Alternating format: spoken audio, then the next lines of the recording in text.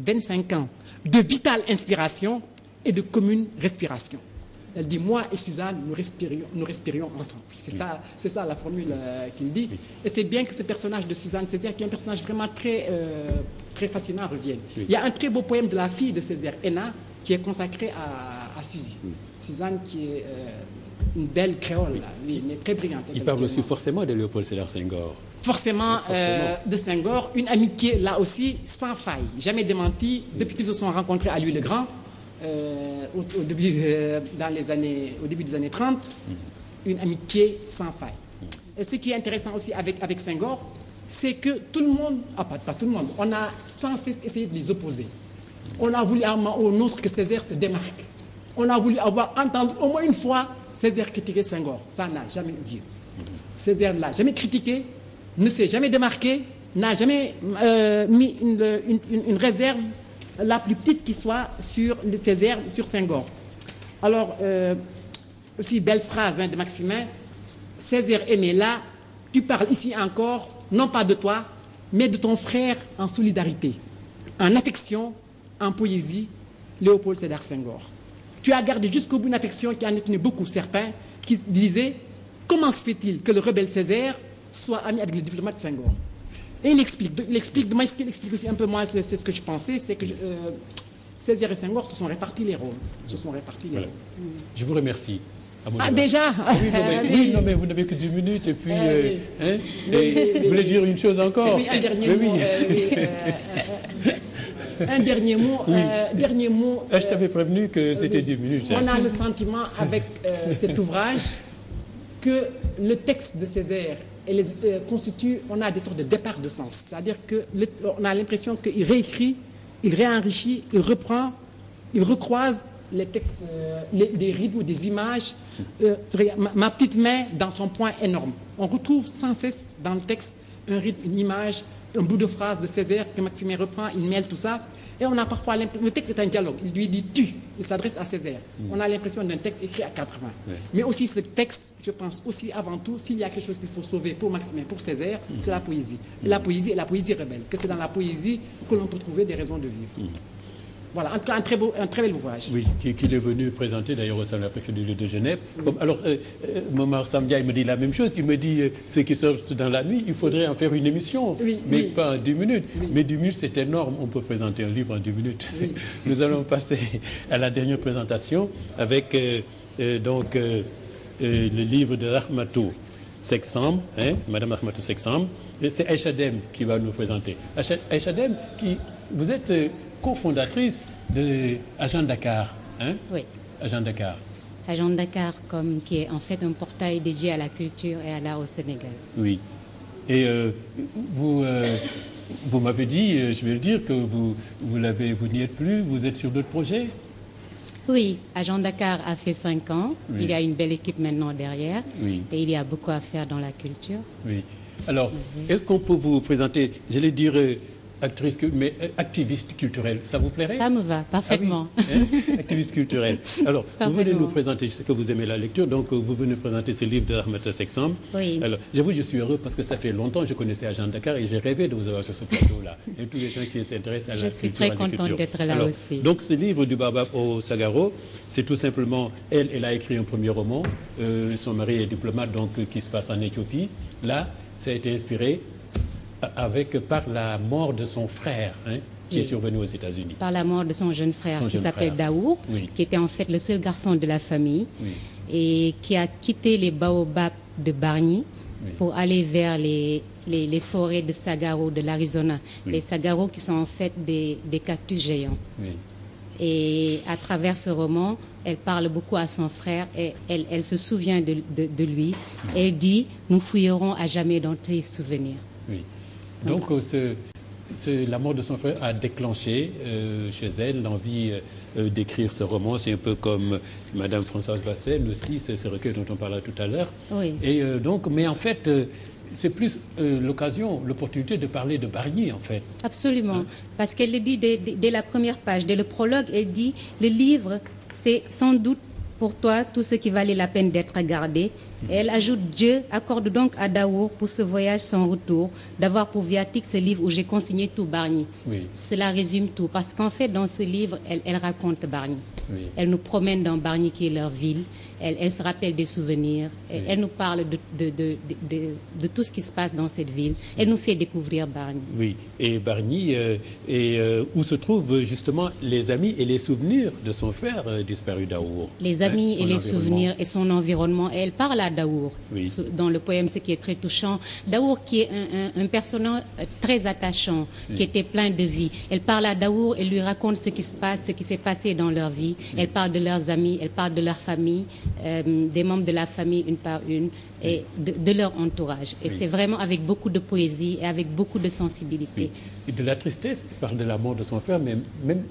Je ne dirais pas de la tristesse. C'est bizarre parce que c'est un roman qui parle de la mort, mais moi j'aime à dire qu'il célèbre la vie. Il n'est pas triste ce roman. Oui. Elle parle de la mort, mais elle en parle d'une manière où vraiment elle célèbre la vie. Il n'y a pas de tristesse, pas beaucoup, on ne le sent pas. Oui. Il y a beaucoup de morts dans le roman au fur et à mesure qu'elle raconte, oui. Mais c'est tout le temps, elle les fait revivre un peu. Oui. En fait, le décès de son frère l'a replongé. Le décès de son frère l'a replongé dans ses souvenirs, oui. Et dans son Bargny natal, oui. Parce qu'elle dit que les gens de Bargny ont un attachement viscéral à leur terre, oui. Et donc elle en profite pour parler des rites, par exemple, de Bargny, oui. Des légendes, des mythes, des oui. Pêcheurs avec les génies de la mer, oui. des Ndeup. Et en fait, elle nous fait découvrir, moi personnellement, je découvre tout ça grâce à ce roman. Oui, en fait, elle fait découvrir Bargny et elle parle même de ces femmes de Bargny qui sont élégantes. Oui. Elles avaient une sorte d'association qui s'appelait comment? Tassanyap. Oui, voilà. Oui, c'est ça. En fait, c'est un groupe de femmes, oui. Dans lequel était sa mère. Oui. Et elles sont élégantes, elles sont belles, elles sont raffinées, elles aiment se chouchouter.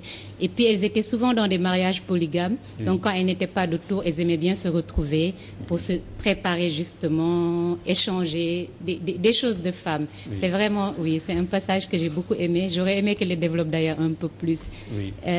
On voit aussi défiler beaucoup de personnages qui sont vraiment très drôles, d'autres qui sont très attachants. Et elle nous montre vraiment Bargny avec ce côté de la fille de Bargny qui était loin pendant longtemps, parce oui. qu'elle a voyagé pendant longtemps, oui, mais aussi qui est restée vraiment très attachée. Oui. Et puis l'humour aussi. Hein?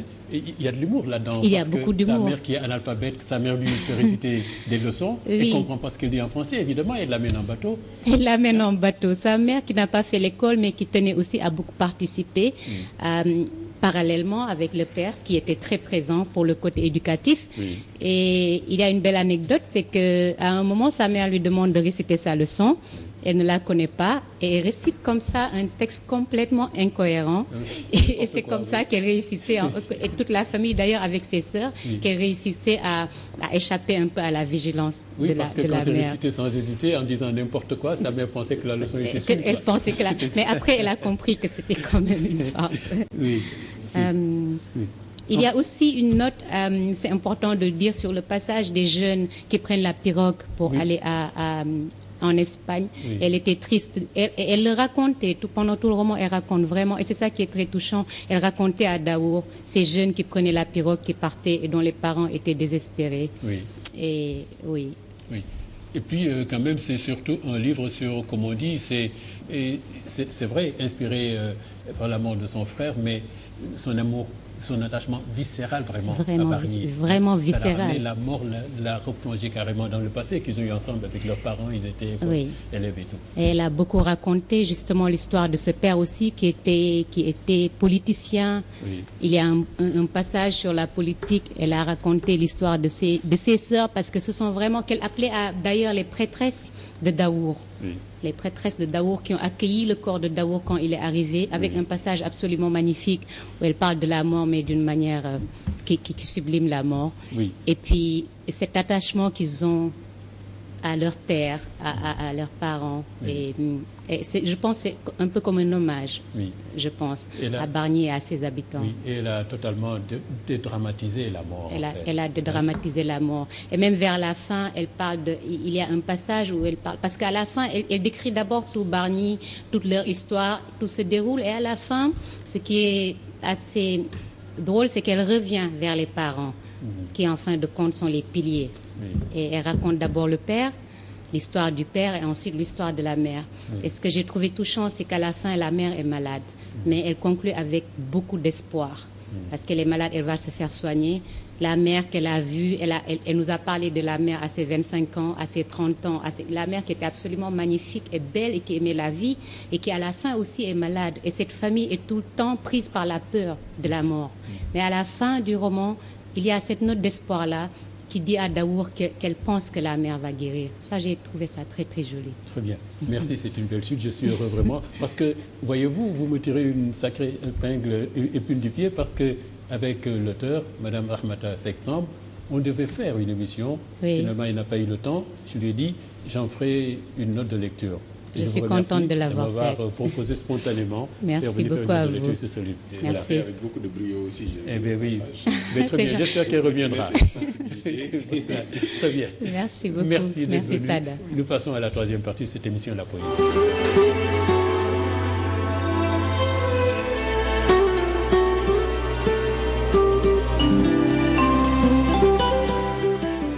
Nous arrivons à la dernière partie de cette émission Impression, expression de poésie, avec le recueil éligible pour Nicolas. D'ailleurs, la dernière note de lecture du Baobab au Sagaro nous fait une bonne transition parce que là aussi, le recueil que nous présentons a été écrit par Madame Johanna Françoise Bassène.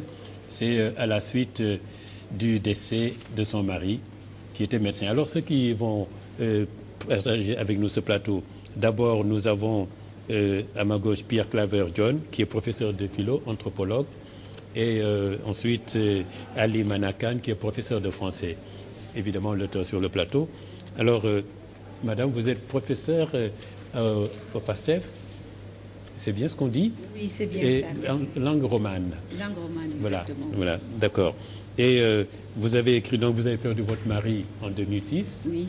Et puis, voilà, c'est comme on disait avec le livre précédent, c'est ça qui a déclenché en vous cette envie d'écrire. Vous n'avez jamais écrit auparavant?